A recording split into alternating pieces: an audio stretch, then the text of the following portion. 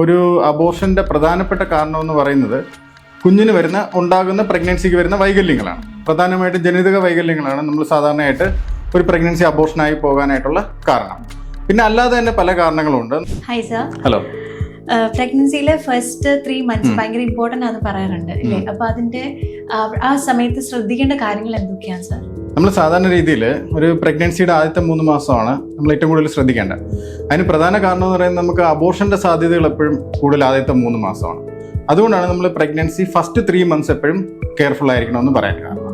Okay sir, അപ്പം ഈ അബോർഷൻ്റെ main കാരണങ്ങൾ എന്തൊക്കെയാണ്? നമ്മൾ സാധാരണ രീതിയിൽ ഒരു അബോർഷൻ്റെ പ്രധാനപ്പെട്ട കാരണം എന്ന് പറയുന്നത് കുഞ്ഞിന് ഉണ്ടാകുന്ന പ്രഗ്നൻസിക്ക് വരുന്ന വൈകല്യങ്ങളാണ്. പ്രധാനമായിട്ടും ജനിതക വൈകല്യങ്ങളാണ് നമ്മൾ സാധാരണയായിട്ട് ഒരു പ്രഗ്നൻസി അബോർഷനായി പോകാനായിട്ടുള്ള കാരണം. പിന്നെ അല്ലാതെ തന്നെ പല കാരണങ്ങളുണ്ട്. നമ്മൾ സാധാരണ രീതിയിൽ പറയുന്ന എന്തെങ്കിലും ഇൻഫെക്ഷൻസ് കാരണം വരാം, അല്ലെങ്കിൽ ചിലപ്പോൾ നമുക്ക് എന്തെങ്കിലും ഈ ഹോർമോൺ വ്യതിയാനം കൊണ്ട് പ്രൊജസ്ട്രോണിൻ്റെ അളവ് കുറവോ അങ്ങനെയുള്ള പ്രശ്നങ്ങൾ കൊണ്ട് നമുക്ക് സാധാരണ രീതിയിൽ അബോർഷൻ കാണാറുണ്ട്. ഇതൊക്കെയാണ് സാധാരണ രീതിയിൽ അബോർഷൻ ഉണ്ടാകാനുള്ള പ്രധാനപ്പെട്ട കാരണം. നമ്മൾ ചെയ്യുന്ന യാത്രകളോ അല്ലെങ്കിൽ ജോലികളോ ഒക്കെ ഇതിന് വളരെ ചെറിയൊരു ശതമാനം മാത്രമേ കാരണമുള്ളൂ. അത് വളരെ വളരെ ചെറിയൊരു ശതമാനം. കൂടുതലും നമ്മൾ കാണുന്ന വൈകല്യം കാരണമാണ് കുഞ്ഞിന്. അതിന്റെ ഒരു സൈൻസ് ആൻഡ് സിംപ്റ്റംസ് എന്തൊക്കെയായിരിക്കും? നമുക്ക് സാധാരണ രീതിയിൽ വരുന്ന ബുദ്ധിമുട്ടെന്ന് പറഞ്ഞാൽ ഒന്നുകിൽ ബ്ലീഡിങ്ങോ അല്ലെങ്കിൽ സ്പോട്ടിങ്ങോ ആയിരിക്കും. ചിലർക്ക് നല്ല ശക്തിയായ വയറുവേദനയോ അല്ലെങ്കിൽ നടുവിന് വേദനയോ ഒക്കെ വരാറുണ്ട്.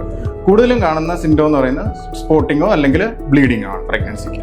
അപ്പോൾ അങ്ങനെയാണെങ്കിൽ നമ്മുടെ ഫസ്റ്റ് 3 months ശ്രദ്ധിക്കേണ്ട കാര്യങ്ങൾ എന്തൊക്കെയാണ്? ഇതിനകത്ത് നമ്മൾ സാധാരണ രീതിയിൽ ആദ്യത്തെ ഒരു 3 മാസം ഇപ്പം നമുക്ക് സാധാരണ രീതിയിൽ നമ്മുടെ ജോലികളൊക്കെ ചെയ്യുന്നതിന് കുഴപ്പമില്ല. പക്ഷേ ഒരു അബോർഷൻ ഹിസ്റ്ററിയോ അല്ലെങ്കിൽ നമുക്ക് എന്തെങ്കിലും ബ്ലീഡിങ്ങോ സ്പോട്ടിങ്ങോ ഉള്ള കേസിൽ നമ്മൾ റെസ്റ്റ് അഡ്വൈസ് ചെയ്യാറുണ്ട്. പിന്നെ പ്രോപ്പറായിട്ട് നല്ല പോഷകമുള്ള ആഹാരം കഴിക്കുക എന്നുള്ളതാണ്. പിന്നെ നമ്മൾ പ്രൊജസ്ട്രോൺ സപ്പോർട്ടോ അല്ലെങ്കിൽ ഫോളിക് ആസിഡിന്റെ ഗുളികകളോ ഗൈനക്കോളജിസ്റ്റിന്റെ നിർദ്ദേശപ്രകാരം കഴിക്കേണ്ടതാണ്. സോ വൺസ് ഇപ്പോൾ ഒരു ലേഡിക്ക് അബോർഷൻ ആയി പോയി എങ്കിൽ പിന്നെ നെക്സ്റ്റ് പ്രഗ്നന്റ് ആവാൻ അവർക്ക് എന്തെങ്കിലും കോംപ്ലിക്കേഷൻസോ ഡിഫിക്കൽറ്റീസ് ഉണ്ടോ? നമുക്ക് സാധാരണ രീതിയിൽ ഈ റിക്കറന്റ് ആയിട്ട് വരുന്ന അബോർഷൻ, തുടർച്ചയായിട്ട് വരുന്ന അബോർഷൻസ് വളരെ റെയറാണ്. അത് വളരെ റെയറായിട്ട് കാണുന്ന കാര്യമാണ്. അപ്പം നമ്മൾ അടുത്ത പ്രഗ്നൻസിയിൽ നമ്മൾ ശ്രദ്ധിക്കേണ്ടതെന്ന് വെച്ചാൽ നമ്മൾ ഒരു അബോർഷൻ കഴിഞ്ഞാൽ ഒരു 3 to 4 months കഴിഞ്ഞാൽ നെക്സ്റ്റ് പ്രഗ്നൻസി ആവുക. അതൊരു പ്ലാൻഡ് പ്രഗ്നൻസി ആയിരിക്കണം. നമ്മളൊരു 3 months കൺസീവ് ആവുന്ന പ്രീ കൺസെപ്ഷനിലായിട്ട് നമ്മൾ ഫോളിക് ആസിഡിന്റെ ഗുളിക പ്രത്യേകിച്ച് കഴിക്കുക എന്നുള്ളതാണ്. പിന്നെ കൺസീവ് ആയി കഴിഞ്ഞ ഉടനെ തന്നെ ഗൈനക്കോളജിസ്റ്റിനെ കാണുകയും വേണ്ട നിർദ്ദേശങ്ങൾ സ്വീകരിക്കുകയും നമ്മളതുപോലെ ആ ഒരു 3 മാസം നന്നായിട്ട് റെസ്റ്റ് എടുക്കുകയും ബാക്കി നമുക്ക് നല്ല ആഹാരം കഴിക്കുകയും അതുപോലെ തന്നെ പറയുന്ന മരുന്നുകളെല്ലാം കൃത്യമായിട്ട് കഴിക്കുകയും ചെയ്യും.